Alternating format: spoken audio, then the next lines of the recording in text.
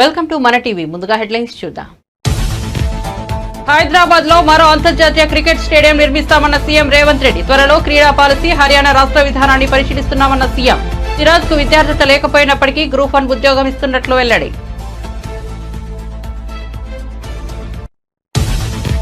వయనాడు విలయం 300 దాటిన మృతుల సంఖ్య ఇప్పటి వరకు 308 మంది చనిపోయినట్లు నిర్ధారణ.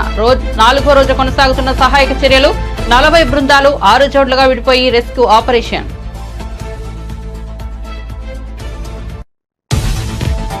ఉమ్మడి విశాఖ జిల్లా స్థానిక సంస్థల ఎమ్మెల్సీ వైసీపీ అభ్యర్థిగా బొత్స ఎంపిక. ఆగస్టు 30న ఉమ్మడి విశాఖ జిల్లా స్థానిక సంస్థల ఎమ్మెల్సీ ఉప ఎన్నిక. ఈ నెల 6న నోటిఫికేషన్ విడుదల. వైసీపీ నేతల అభిప్రాయాలు తెలుసుకున్న అనంతరం బొత్స పేరు ప్రకటించిన జగన్.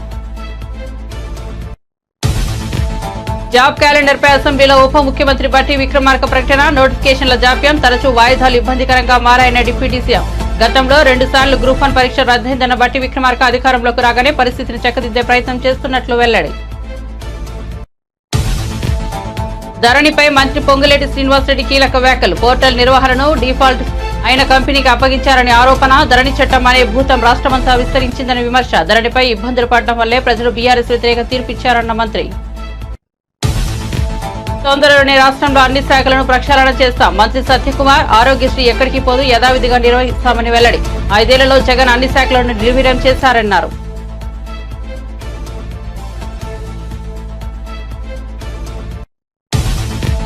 తిరుమల అన్నమయ్య భవనంలో డయల్ యువర్ ఈవో కార్యక్రమం. టీటీడీ అన్నప్రసాదాల్లో నాణ్యతపై ప్రత్యేకంగా దృష్టి సారించినట్లు వెల్లడి. దళారీ వ్యవస్థ నిర్మూలనకు ప్రత్యేక చర్యలు చేపట్టామన్న టీటీడీ ఈవో.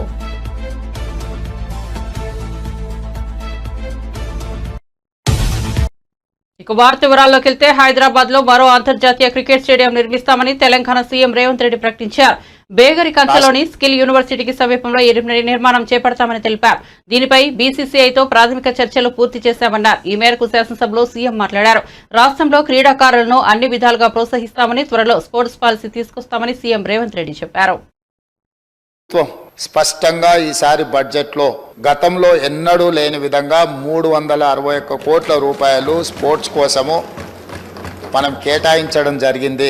ఈరోజు క్రీడాకారులను అంటే ప్రభుత్వ ఉద్యోగము లేకపోతే ఉద్యోగ భద్రత కోసం పెద్ద పెద్ద చదువులు చదవాలని తల్లిదండ్రులు ఏదైతే తాపత్రయపడుతుర్రో, పిల్లల్ని పూర్తిగా పుస్తకాలకే అంకితం చేసి అసలు వాళ్ళకి ఎలాంటి క్రీడా అవకాశాలే లేకుంటే తల్లిదండ్రులు పిల్లల మీద ఒత్తిడి తీసుకొచ్చి చదువుకునే విధంగా ఒత్తిడి చేస్తున్నారో, ఆటలలో కూడా రాణిస్తే ఉద్యోగాలు వస్తాయి, ఉపాధి వస్తుంది, ఆ కుటుంబానికి గౌరవం పెరుగుతుంది. ఈ విషయం ప్రపంచానికి తెలవడం కోసమే ఈరోజు నిఖత్ జరీన్కి ఆర్థిక సాయం అందించినాం. జూబ్లీహిల్స్ బంజారాహిల్స్ ప్రాంతంలో ఇల్లు కట్టుకోవడానికి 600 గజాల ప్లాట్ ఇచ్చినాం. అదేవిధంగా సిరాజ్కు కూడా మనం ప్రభుత్వ ఉద్యోగం గ్రూప్ 1 అతని ఎడ్యుకేషన్ క్వాలిఫికేషన్ లేకపోయినా ఎగ్జామ్షన్ ఇచ్చి, నేను పదే చెప్పిన చదువు కంటే కూడా క్రీడలలో రాణిస్తే తప్పకుండా ఉద్యోగ భద్రత ఉంటుందని.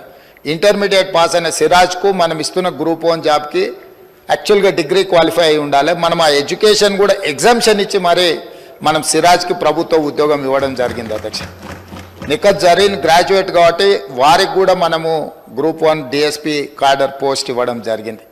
ఈరోజు నేను తమ ద్వారా తెలంగాణ రాష్ట్రంలో కంప్లీట్గా స్పోర్ట్స్ పాలసీని తీసుకురాదలుచుకున్నాము.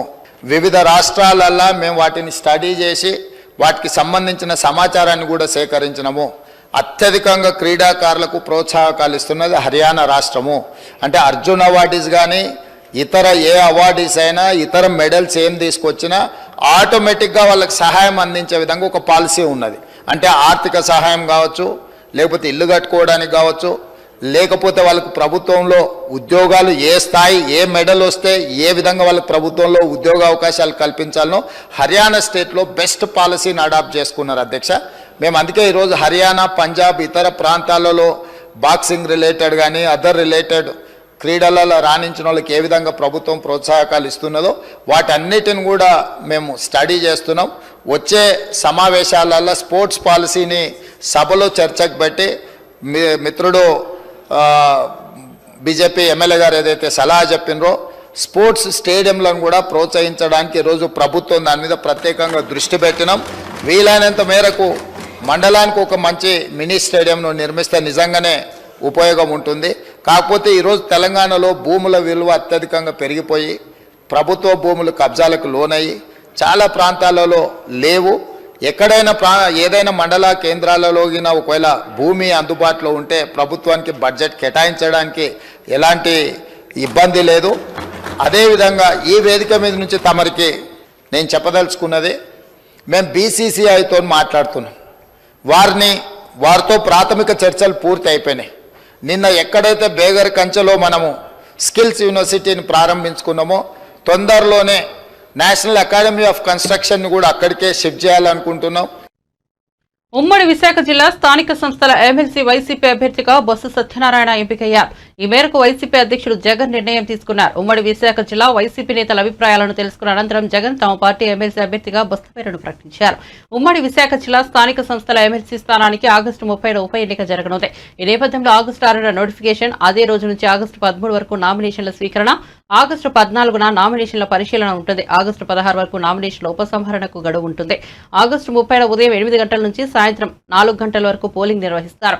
ఉమ్మడి విశాఖ జిల్లా పరిధిలో విశాఖపట్నం, అల్లూరు సీతారామరాజు, అనకాపల్లి జిల్లాల మున్సిపల్ కార్పొరేటర్లు, జెడ్పీ, ఎంపీపీ సభ్యులు ఈ ఎమ్మెల్సీ ఎన్నికల్లో ఓటు వేయనున్నారు. సెప్టెంబర్ 3న ఓట్ల లెక్కింపు ఉంటుంది.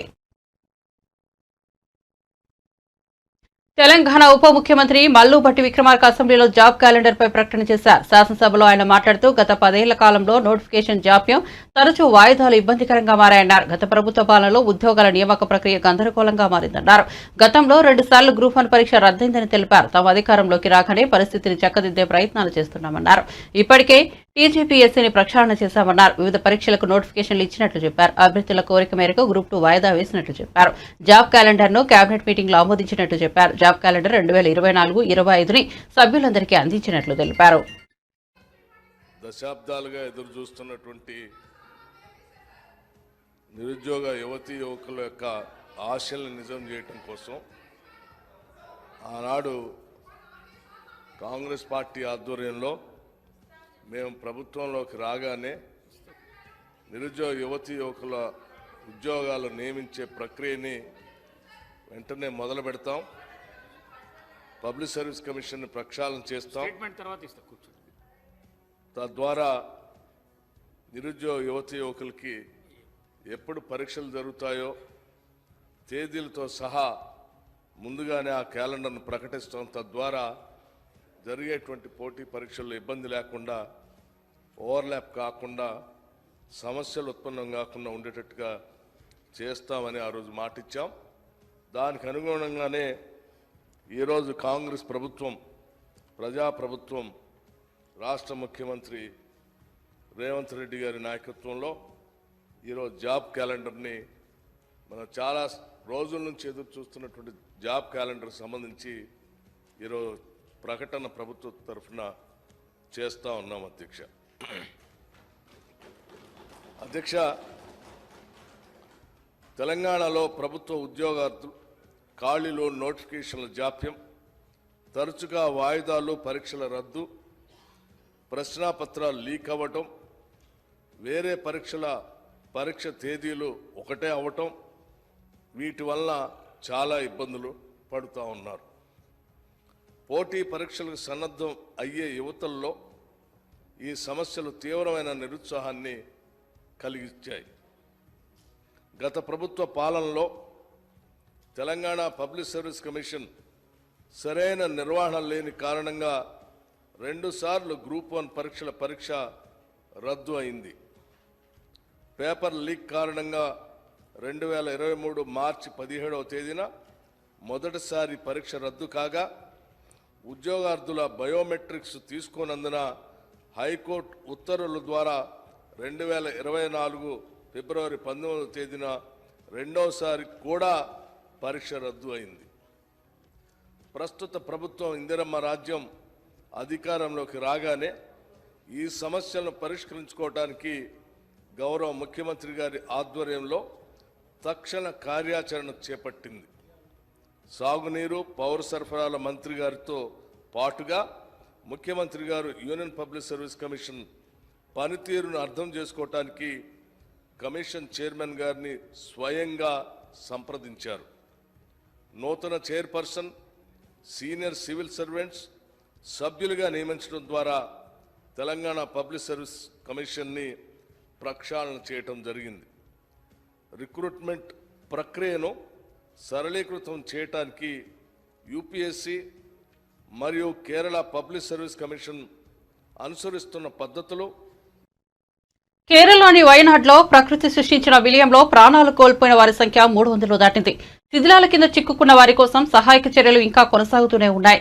కొండ చర్యలు విరిగిపడిన ఘటనలో ఇప్పటివరకు 308 మంది చనిపోయినట్టు అధికారులు నిర్ధారించారు. డ్రోన్ ఆధారిత రాడార్ సాయంతో 4వ రోజు కూడా గాలింపు చర్యలు కొనసాగుతున్నాయి. ఈ విలయంలో 200 మందికి పైగా గాయపడ్డారు. భారీ వర్షాలు ఘటన జరిగిన ప్రాంతానికి సజావుగా వెళ్లే పరిస్థితిలో లేకపోవడం, భారీ పరికరాల కొరత వంటివి సహాయక చర్యలను ఆటంకపరుస్తున్నాయి. పేరుకుపోయిన బురద, నేలకూలిన వృక్షాలు, భవనాలను తొలగించడం కష్టంగా మారింది. Indian army, NDRF, coast guard, Indian navy బృందాలు ప్రభావిత ప్రాంతాల్లో సహాయక చర్యల్లో పాలు పంచుకుంటున్నాయి. ఒక్కో బృందంలో 3 స్థానికులు, అటవీ శాఖ అధికారి కూడా ఉన్నారు. మొత్తం 40 బృందాలు 6 జోన్లుగా విడిపోయి సెర్చ్ ఆపరేషన్లో పాల్గొంటున్నాయి.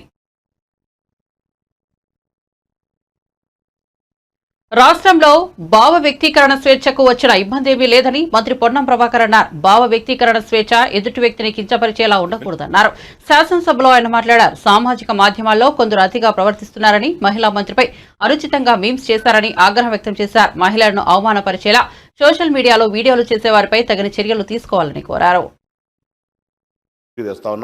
వారి ఉద్దేశం అటువంటి వారిని కూడా చర్య తీసుకోవద్దంటే సభ జరుగుతూ ఉంది, మిత్రులు ధర్నా చేస్తూ ఉన్నారు, అక్కడి నుంచి ఫోటోలు తీస్తుంటే మేము చూసినా లేదని మా సహచార సభ్యుడు వచ్చి మాకు చెప్తా ఉంటుంటే దాని మీద వచ్చిన వీడియో చూస్తే మీరు తప్పకుండా దాని మీద సోదరికి జరిగినా సిగ్గుగా అనిపించే పరిస్థితిని దయచేసి సభ్యులందరూ కూడా గమనించండి. ఇటువంటి పరిస్థితి ఉంటే నేను కూడా చెప్పిన, మొన్న కూడా రవాణా శాఖ మంత్రిగా నిజంగా మహిళలు 70 కోట్ల మంది ప్రయాణం చేశారు. నేనేమంటున్నా, ప్రయాణం చేసే సందర్భంలో ఒకవేళ కొత్తలు వచ్చినప్పుడు అరే ఫ్రీ బస్ వచ్చింది కానీ వాళ్ళని ప్రయాణం చేసి ఉండొచ్చు. కానీ ఇవాళ ఎటువంటి వీడియోలు అంటే కొంతమంది వ్యక్తులు తెలుసు సంబంధించినటువంటి ఇవాళ సోషల్ మీడియాకు సంబంధించి నేను మీ ద్వారా పోలీసు అధికారులు కూడా అటువంటి వాళ్ళకి సంబంధించి చర్యలు తీసుకునే పరిస్థితి స్వయంగా వారిని అంటే ఆ వీడియో చూసినట్టయితే మీరు కూడా నిజంగా చెప్తా ఉన్నా దయచేసి అధ్యక్ష, అటువంటి వీడియోలను ప్రదర్శించే పరిస్థితి ఉంటే ఎట్లా అధ్యక్ష? కావాల్సుకొని దానికి సంబంధించి నిన్న మేము మాట్లాడుతుంటే ఏదో ప్రతిదీ ఒక నిమిషంలో ఏదైనా ఇప్పుడు ఒక ప్రతిబంధన, ఒక నిబద్ధత దానేకంగా మనం ఆనాడు ప్రభుత్వం మాట్లాడిన వాళ్ళు 100 మంది మీద కేసులు పెట్టిన అధ్యక్ష.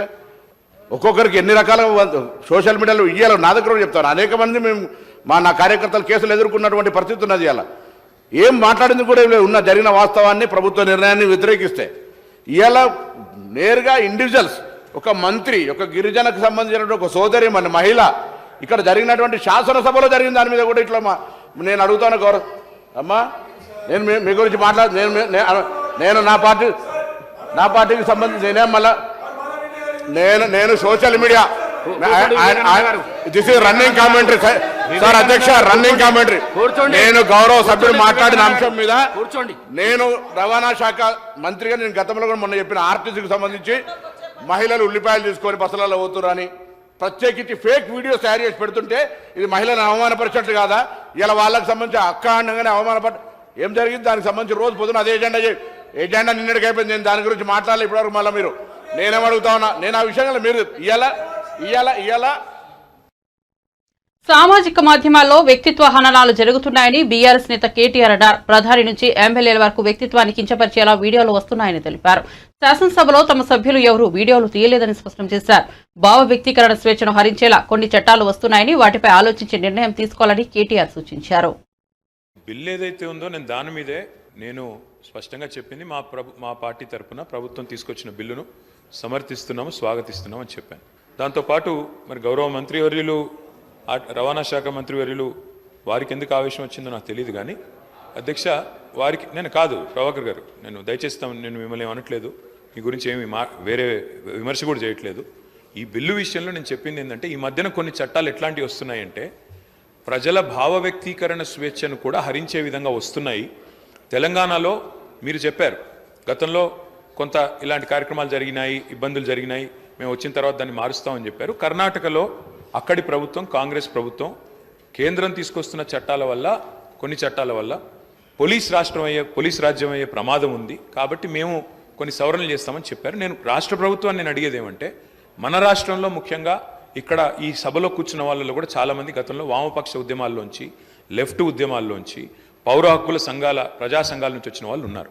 నేను ప్రభుత్వాన్ని అడిగేది ఏమంటే ప్రజల భావ వ్యక్తీకరణ స్వేచ్ఛను హరించే విధంగా కాకుండా మీరు దయచేసి ఈ రకమైన బిల్లులు తెచ్చేటప్పుడు అన్ని రకాలుగా ఆలోచించి తెమ్మండి అని చెప్పాను తప్ప వారు ఇంకొక మాట అన్నారు, అక్కడి నుంచి ఎవరో వీడియోలు తీశారు ఇంకోటి అన్నారు. మా వైపు నుంచి అలాంటిది ఏం జరగలేదు. ఇక్కడ మొత్తం కెమెరాలు మీ ఆధీనంలో ఉంటాయి, స్పీకర్ గారు, మీ సెక్రటరీ గారి ఆధీనంలో, మీ ఆఫీస్ ఆధీనంలో ఉంటాయి. మీరు మొత్తం చెక్ చేసుకోవచ్చు. అలాంటిది ఏమైనా జరిగిందా, జరిగితే మా సభ్యుల వల్ల జరిగిందా, లేదా ఇక్కడ ఉన్న కెమెరాలు ఆ ఏజెన్సీ ఎవరైతే నడుపుతున్నారో వాళ్ళ వల్ల జరిగిందా, ఏ రకంగా జరిగింది మొత్తం చూసుకోవచ్చు. ఏమైనా చర్య తీసుకోవాలనుకుంటే ప్రభుత్వం చట్టాల పరంగా చట్టబద్ధంగా తీసుకోవచ్చు, మాకు అభ్యంతరం లేదు. కానీ ఇవాళ అధ్యక్ష మీరు సోషల్ మీడియా కనుక చూస్తే దాడి ఒక్కరి మీద జరుగుతలేదు అధ్యక్ష. ప్రధానమంత్రి నుంచి మొదలు పెడితే, ముఖ్యమంత్రుల నుంచి మొదలు పెడితే, మాజీ ముఖ్యమంత్రుల నుంచి మొదలు పెడితే అందరి మీద, ఎమ్మెల్యేల మీద, మంత్రుల మీద, స్పీకర్ల మీద, అందరి మీద వ్యక్తిత్వ హననం చేసే కార్యక్రమాలు అన్ని వైపుల నుంచి జరుగుతున్నాయి. దీనికి ఎవరు అతీతులు కాదు, ఎవరు పునీతులు కాదు అధ్యక్ష. ఒక పార్టీ ఏం లేదు. నెహ్రూ గారి టైం నుంచి మొదలు పెడితే ఈ రోజున్న నాయకుల దాకా అందరి వ్యక్తిత్వ హననాలు జరుగుతున్నాయి, క్యారెక్టర్ అసాసినేషన్ జరుగుతుంది. దీనికి అందరం బాధితులమే, ఎవరం కూడా పునీతులం కాదు, ఎవరం అతీతులం కాదు. కాబట్టి దయచేసి నేను కోరేది ఇది అన్ని పార్టీలో రావాలా. ఇదేదో ఒక పార్టీ వాళ్ళు చేస్తున్నారు, మిగతా వాళ్ళందరూ చాలా చక్కగా ఉన్నారు. అధ్యక్ష మరి మనం కూడా చూడాలి ఇక్కడ ప్రయోగిస్తున్న భాష, ఇక్కడ మాట్లాడుతున్న పదజాలం ఎట్లా అధ్యక్ష. మరి అట్లా మీరు కూడా అవకాశం ఇవ్వండి ఒక రోజు మొత్తం చెప్పుతో కొడతామని ఇష్టం వచ్చినట్టు మాట్లాడడం ఇవన్నీ కూడా దయచేసి ఏదో టైంలో సంస్కారవంతంగా అందరూ మాట్లాడండి అని. ఆరోగ్యశ్రీ అమలుపై ఏపీ వైద్య మంత్రి సత్యకుమార్ మాట్లాడుతూ ఆరోగ్యశ్రీ ఎక్కడికి పోదు, యథావిధిగా నిర్వహిస్తామన్నారు. ప్రైవేట్ హాస్పిటల్స్ కు గత 5 ఏళ్లలో 13 సార్లు నోటీసులు ఇచ్చారు. ఎన్డీఏ అధికారంలోకి వచ్చి 50 రోజుల్లో అప్పుడే దుష్ప్రచారం చేస్తున్నారు. 5 సంవత్సరాల నుంచి అన్ని శాఖలను జగన్ నిర్వీర్యం చేశారని తెలిపారు. ఎయిమ్స్ హాస్పిటల్ కేవలం 16 నెలల్లో పూర్తయింది. జగన్ సొంత నియోజకవర్గంలో మెడికల్ కాలేజీకే మౌలిక సదుపాయాలు చేయలేకపోయారు. వైద్య విద్యలో, ఆరోగ్య శాఖలో విధ్వంసం చేశారు. త్వరలోనే రాష్ట్రంలో అన్ని శాఖలను ప్రక్షాళన చేస్తామని మంత్రి సత్యకుమార్ యాదవ్ వెల్లడించారు. అది అమరావతి విషయంలో కావచ్చు, పోలవరంలో విషయంలో కావచ్చు, లేదా మైనింగ్ విషయంలో కావచ్చు, లేదా ఫైనాన్షియల్ స్టేటస్ విషయంలో కావచ్చు, ఎటువంటి పరిస్థితులు ఉన్నాయని ఒక శ్వేతపత్రాన్ని ప్రకటించి ప్రజలకు అవగాహన కల్పిస్తున్న క్రమంలో ఏం చేయాలో తెలియక దారి మళ్లించడానికి కొత్త పన్నాగాలు పన్నుతూ ఉంటారు. దాంట్లో భాగంగానే ఇక్కడ ఏదో జరుగుతున్నాయి, రోజు గొడవలు జరుగుతున్నాయి, 36 మందిని హత్య చేశారని చెప్పి ఇక్కడ ఎవరు నమ్మరు కాబట్టి ఢిల్లీలోకి వెళ్ళి ప్రెస్ కాన్ఫరెన్స్లు, ఎగ్జిబిషన్లు పెట్టారు. అక్కడ కూడా ఎవరు ముందుకు రాలేదు. ఈ అవినీతి పార్టీలు అంటే ఒకే జాతి పక్షులు ఒకే గూటికి చేరినట్టుగా ఆ పార్టీనో సమాజ్వాదీ పార్టీనో అక్కడికి వచ్చి కూర్చున్నారు తప్పేసి ఎవరు పట్టించుకునే ప్రయత్నం చేయకపోయేసరికి ఇప్పుడు వచ్చేసి కొత్తగా ఇంకో మా ఆరోగ్య, ఎందుకు ఈ ప్లాట్ఫామ్ మీద వేదికగా చెప్తున్నానంటే ఈ ఆరోగ్య శాఖకు సంబంధించిన ఒక దాని మీద విస్తృతంగా విష ప్రచారం చేస్తున్నారు. ఆరోగ్యశ్రీని తీసేస్తారంట. ఆరోగ్యశ్రీ పేరు ఎన్టీఆర్ వైద్య సేవగా అయింది. ఒక్క మాట ఈ విమర్శలు చేస్తున్న వాళ్ళు మాజీ ముఖ్యమంత్రి జగన్మోహన్ రెడ్డి గారు కానీ, ఆ సమయంలో 2-3 ఆరోగ్య శాఖ మంత్రులుగా ఉన్న వాళ్ళు కానీ ఒక్కసారి బయటకు వచ్చి, అయ్యా మీ కారణంగా ఇవాళ 2100 కోట్లు కేవలం ఆరోగ్యశ్రీ వైద్య సేవకు బకాయిలు ఉన్న మాట వాస్తవం కాదా, సమాధానం చెప్పాల్సింది. ఈ ప్రభుత్వం వచ్చి 45 రోజులే అయిందని చెప్తున్న క్రమంలో 2100 బకాయిలు ఉన్నాయి. ఇవాళ Andhra Pradesh super speciality hospitals association వాళ్ళు 15వ తేదీ లోపల మాకు నోటీస్ ఇచ్చారు, లేకపోతే మేము ఆరోగ్యశ్రీ వైద్య సేవలను ఆపేస్తామని. ఇటువంటి దాన్ని చూపించి ఇవాళ రోజు పేపర్లో రాస్తున్నారు, అసత్య ప్రచారాలు చేస్తున్నారు. ఆరోగ్యశ్రీని తీసేస్తారని. ఎక్కడికి పోదు ఆరోగ్యశ్రీ అలాగే ఉంటుంది. ఆరోగ్యశ్రీ ద్వారా, ఈ వైద్య సేవ ద్వారా ఈ రాష్ట్రంలో ప్రతి పేదకి నాణ్యమైన మెరుగైన వైద్య సేవలు అందించే పని ప్రజాప్రభుత్వం చంద్రబాబు నాయుడు గారి నాయకత్వంలో చేసి తీరుతుంది. 2100 కోట్లు బకాయిలు ఉన్నాయి. ఇవాళ 13 సార్లు పోయిన సంవత్సరమే, దాని ముందు పోవట్లే, నేను 5 సంవత్సరాల గురించి మాట్లాడట్లా. ఈ ప్రభుత్వం పడిపోవడానికి ప్రజలు ఒక దారుణమైన తీర్పు ఇచ్చి అవమానకర రీతిలో సాగనంపడానికి ముందు 1 సంవత్సరం 13 సార్లు ఈ ప్రైవేట్ హాస్పిటల్స్ అసోసియేషన్ వాళ్ళు ప్రభుత్వానికి నోటీసులు ఇచ్చారు. మా బకాయిలు చెల్లిస్తారా లేదా ఆపాలనా అని. ఈ ప్రభుత్వం వచ్చిన తర్వాత ఒకసారి నోటీస్ ఇచ్చారని దాన్ని తీసేస్తారు. మరి మీరు మీ హయాంలో 1 సంవత్సరంలోనే 13 సార్లు ఇచ్చారే, దానికేం సమాధానం చెప్తారు? 400 కోట్లు ఎన్టీఆర్ హెల్త్ యూనివర్సిటీలో ఉంటే దాన్ని కూడా దారి మళ్ళిచ్చారే, దానికేం సమాధానం చెప్తారు? 200 కోట్లు ఏపీ మెర్క్ కార్పొరేషన్లో ఉంటే దాన్ని దారి మళ్ళిచ్చారే, దానికేం సమాధానం చెప్తారు? కేంద్ర ప్రభుత్వం నరేంద్ర మోడీ గారి నాయకత్వంలో 17 ప్రభుత్వ కళాశాలని వైద్యశాఖ కళాశాలన్నీ రాష్ట్రానికి మంజూరు చేస్తే 4 సంవత్సరాలు 2020లో చేస్తే 4 సంవత్సరాల్లో పూర్తి చేయలేని పరిస్థితిలో ఉన్నారు. 9,000 కోట్లు ఖర్చు పెట్టాల్సి ఉంటే ఈ 4 సంవత్సరాల్లో కేవలం 2,100 మాత్రం ఖర్చు పెడితే దాంట్లో ఇంకా 1,000 కోట్లు ప్రైవేట్ ఆసుపత్రులు కాంట్రాక్టర్లకి, ప్రభుత్వ ఆసుపత్రుల కాంట్రాక్టర్లకు చెల్లించాల్సిందంటే ఎటువంటి చిత్తశుద్ధి ఈ రాష్ట్రంలో ఉన్న యువతకు మీరు నాణ్యమైన వైద్య విద్యను అందించాలనే విషయంలో ఎంతటి చిత్తశుద్ధి ఉందనే విషయాన్ని అర్థం చేసుకోవాల్సిన అవసరం ఉంది. దీనిలన్నిటికీ మళ్ళీ ఫైనాన్షియల్ అసిస్టెన్స్ కేంద్ర ప్రభుత్వ ఏజెన్సీల నుంచి వస్తాయి. మరి ఒక చిన్న విషయం, ఇప్పుడే ధరణి పోర్టల్ పేరు మార్చడం తమ ఉద్దేశం కాదని, అందులోని లోపాలను సవరించడమే తమ ఆలోచన అని రెవెన్యూ మంత్రి పొంగులేటి శ్రీనివాసరెడ్డి తెలిపారు. అసెంబ్లీలో భూ సంస్కరణలు ధరణిపై చర్చ సందర్భంగా ఎమ్మెల్యే పల్లా రాజేశ్వరరెడ్డికి మంత్రి సమాధానమిచ్చారు. ధరణి పోర్టల్ వల్ల రైతులు ఇబ్బందులు పడుతున్నారని చెప్పారు. గత ప్రభుత్వ విధానాల వల్లే రైతుల ఆత్మహత్యలు పెరిగాయని మండిపడ్డారు. మాజీ ముఖ్యమంత్రి కేసీఆర్ 12 గంటల సమావేశం నిర్వహిస్తే అందులో 11 గంటల 30 నిమిషాలు ఆయనే మాట్లాడేవారని పొంగులేటి విమర్శించారు. ఎంత స్ట్రెంగ్త్ ఉన్నప్పుడు ఐటీ సెక్టార్లో మన దగ్గర మనకు ఒక వ్యవస్థ ఉంది కదా, కనీసం ఆ వ్యవస్థతో టైఅప్ పెట్టుకోవాలనే ఆలోచన కూడా మీకు రానందుకు నాకు నిజంగా బాధ అనిపిస్తుంది అధ్యక్ష. సుమారు 23,500 మంది విఆర్ఓ విఆర్ఏ వ్యవస్థ ఉంది అధ్యక్ష. ఈ రాష్ట్ర విభజనకి అవటానికి ముందు, రాష్ట్ర విభజన వచ్చిన తర్వాత 2020 మీ చట్టం ప్రకారం, 2023 మీరిచ్చిన మెమోలో జీవో ప్రకారం ఈ 23,000 విఆర్ఏ విఆర్ఓ వ్యవస్థను మొత్తాన్ని కూడా మీరు ఏ రెవెన్యూ గ్రామంలో సుమారు 10,954 రెవెన్యూ గ్రామాలు ఉన్నాయి. ఈ 10,954 రెవెన్యూ గ్రామాల్లో రెవెన్యూ వ్యవస్థకు సంబంధించిన ఒక్క వ్యక్తిని మీరు చూపించండి. ఆ గ్రామానికి స్పెసిఫిక్గా RI, MRO, RDO, sub collector or special collector or collector తప్ప ఈ రెవెన్యూకి సంబంధించిన వ్యవస్థలో ఉన్నది మొత్తాన్ని, అంటే ఈ వ్యవస్థనే కుప్పకూల్చి ఈ రెవెన్యూకు సంబంధించిన వ్యవస్థకు సంబంధించిన టీమునే లేకుండా గ్రామాల్లో మీరు చేంజ్ చేశారు అన్నారు. మేము ధరణి పేరుతో ఉన్నదాన్ని మార్చడానికి ఏదో భూమాత చేయటం కోసం మేము చేశామన్నది కాదు. మీకు చాలా స్పష్టంగా ప్రజలు తీర్పిచ్చిన తర్వాత కూడా, మొన్న అసెంబ్లీ ఎన్నికల్లో ప్రజలు తీర్పిచ్చిన తర్వాత మీకు ప్రధానమైంది ఈ ధరణి పోర్టల్తో మీకు వచ్చిన ప్రమాదం అని ఇప్పటికీ కూడా మీరు గ్రహించకపోవడం చాలా బాధాకరం అధ్యక్ష. తమరి ద్వారా వాళ్ళకి తెలియజేస్తున్నా. నేను ఆనాడు పార్లమెంట్ సభ్యుడిగా ఆడ ఉన్నప్పుడు మీరందరూ గుండె మీద చేసుకొని చెప్పండి, కూర్చున్నమాట వాస్తవం. ఒక 6 గంటలు 10 గంటలు 12 గంటలు మనం ఒక మీటింగ్లో ఆనాటి ఆ ముఖ్యమంత్రి గారు, మాజీ ముఖ్యమంత్రి గారి దగ్గర కూర్చుంటే 12 గంటలు కూర్చుంటే 11 గంటల 30 నిమిషాలు వారు మాట్లాడతారా, మనం మాట్లాడే వాళ్ళమా? చెప్పండి మీరు. అంటే దాంట్లో నేను డెప్త్గా పోలేదని, దాన్ని ఏదో మీరు ఇట్లా గోకితే నేను గోకుండా ఉండను. ఏమి మాట్లాడినమో, ఏం చేసినమో, ఏం చేయలేదో మన అంతరాత్మకి అక్కడ ఉన్న మీకు తెలుసు, నాకు తెలుసు. ప్రధాన ప్రతిపక్షంలో ఉన్న మీ పార్టీ పక్షాన సూటిగా ఒక ప్రశ్న అడుగుతున్నా.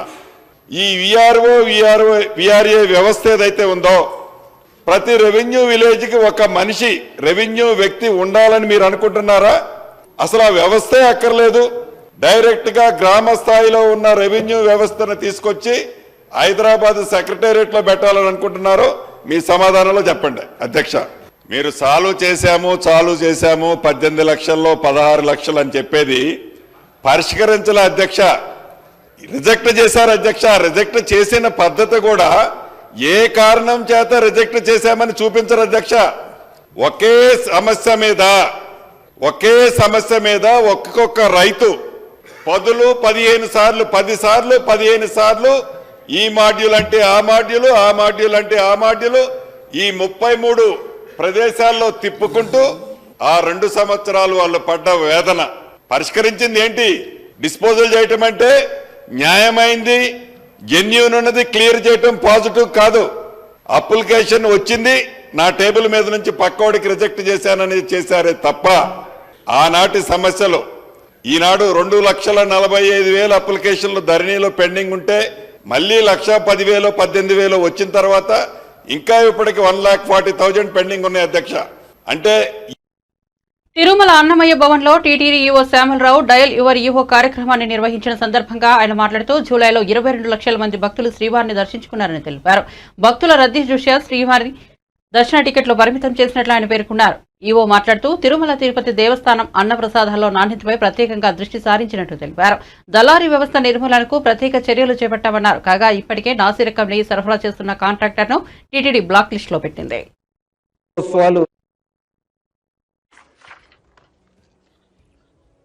తిరుమల శ్రీవారి ఆలయం వద్ద పుష్కరిణిలో నీటిని పూర్తిగా తొలగించి పైప్ లైన్ల మరమ్మతులు, సివిల్ పనులు ఇవన్నీ కూడా ఆగస్టు 1 నుంచి చేయడం జరుగుతుంది.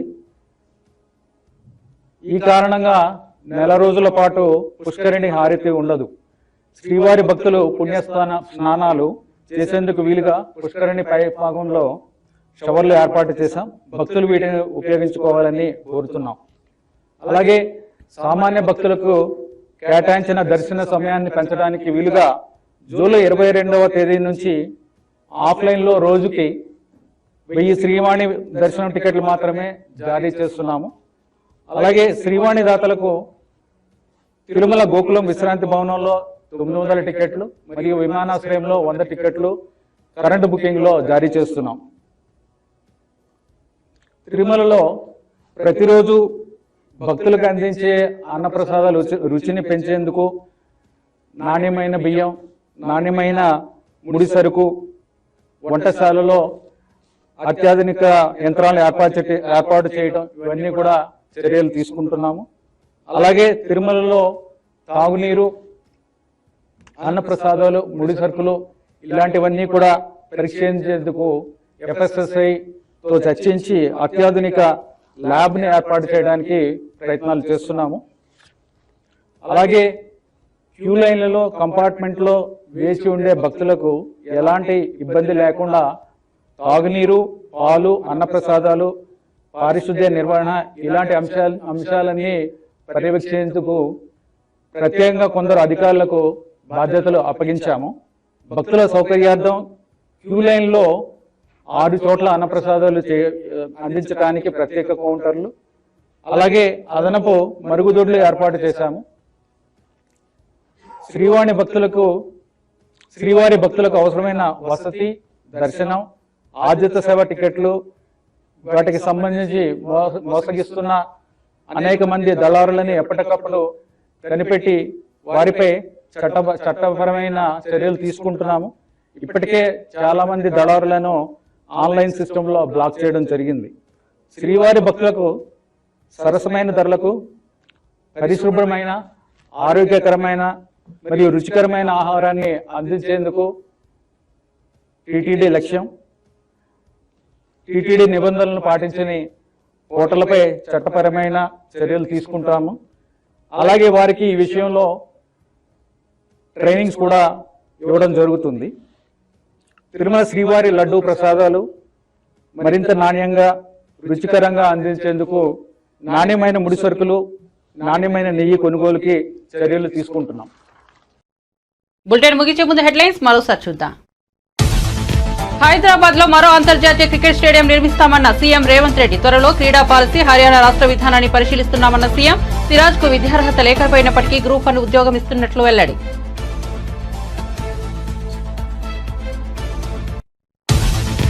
వయనాడు విలయం 300 దాటిన మృతుల సంఖ్య. ఇప్పటి వరకు 308 మంది చనిపోయినట్లు నిర్ధారణ. 4వ రోజు కొనసాగుతున్న సహాయక చర్యలు. 40 బృందాలు 6 జోన్లుగా విడిపోయే రెస్క్యూ ఆపరేషన్.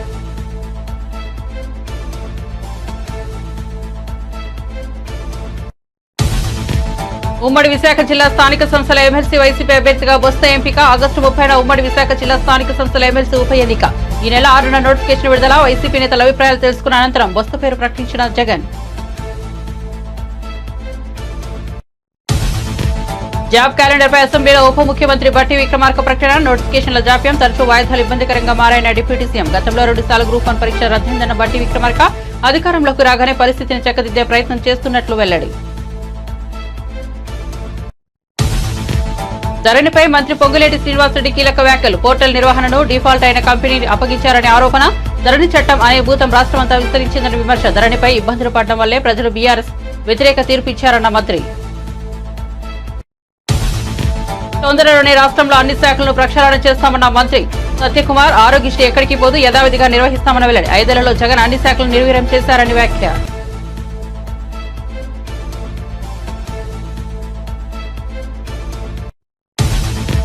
తిరుమల అన్నమయ్య భవనంలో డయల్ యువర్ ఈవో కార్యక్రమం టీటీడీ అన్నప్రసాదాల్లో నాణ్యతపై ప్రత్యేకంగా దృష్టి సారించినట్టు వెల్లడి. దళారీ వ్యవస్థ నిర్మూలనకు ప్రత్యేక చర్యలు చేపట్టామన్న టీటీడీ ఈవో.